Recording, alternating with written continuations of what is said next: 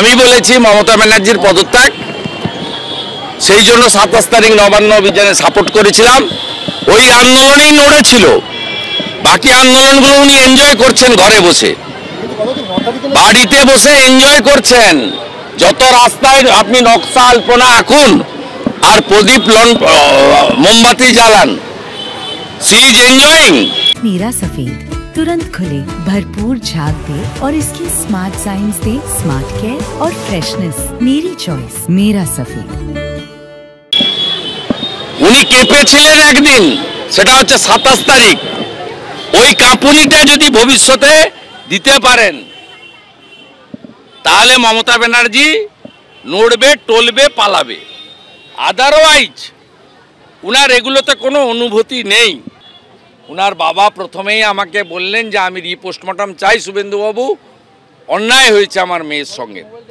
কথা বলতে বলতে বলে এই আমার মেয়ের দেহ নিয়ে বাড়ি চলে গেছে, দিয়ে আপনি ছাড়ুন, আমি আইএমইন পেশার।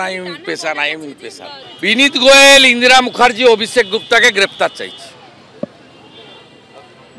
চাইছি। We all are waiting for Supreme Court hearing and judgement day after tomorrow. Keshto যা করেছে, কেষ্ট সিকিউরিটি সাইগল যা করেছে, পার্থার কচি বান্ধবী অপা যা করেছে, শাহজাহান যা করেছে, সন্দীপরাও তাই করেছে। বিরূপাক্ষকে তুললেও তাই পাবেন, অভিজ্ঞকে তুললেও পাবেন। কতটুকু বয়স?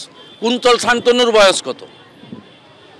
কুন্তল শান্তনুরা 28 থেকে 32-এর ছেলে, 4-5 বছর 6 বছর রাজনীতিতে এসছে। এক একজন 300-400 কোটি টাকার মালিক।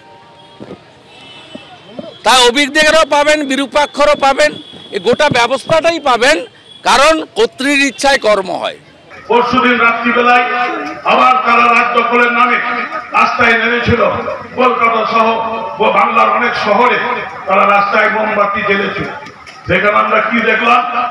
ঋতুপর্ণা, যে সিনেমা আর্টিস্ট ঋতুপর্ণা, এখন জনপ্রিয় বাংলার নায়িকা, তিনি আন্দোলনে গেছিলেন। সেখানে আন্দোলনে গেছিলেন, শ্যামবাজার থেকে শুরু করে সমস্ত জায়গায়। আমরা কি দেখলাম? ঋতুপর্ণাকে অপমানিত হতে হতো। সেখানে কিছু মানুষ মদ খেয়ে এসে ঋতুপর্ণাকে, ওদের নায়িকাকে ফিরে ফেলে, সেও তো আন্দোলনে, সে সিনেমার আর্টিস্টে তর্জমা ফেলে দিয়ে তিনি সাধারণ মহিলা হিসাবে সে আন্দোলনে এসেছিল নেতৃত্ব দিতে, যে হ্যাঁ এই আসামি যারা করেছে তাদের ফাঁসি চায়, চরমতম শাস্তি চায়, কিন্তু তাকে আন্দোলনে অংশ নিতে দেওয়া হলো। কিছু মাথা যারা মাতলামো করছে সিপিএম এর ঝান্ডা নিয়ে, বিজেপির ঝান্ডা নিয়ে, তাদের আমাদের বাংলার মানুষ ক্ষমা করবে না। আন্দোলনের নাম করে পূর্ণামী, এই কারণে আন্দোলনের নাম করে যারা মদ ফেলে এসে আন্দোলনের নাম করে এখানেও মহিলাদের গায়ে হাত দিতে যায়, তাদেরও কিন্তু বাংলার মানুষ ক্ষমা করবে না।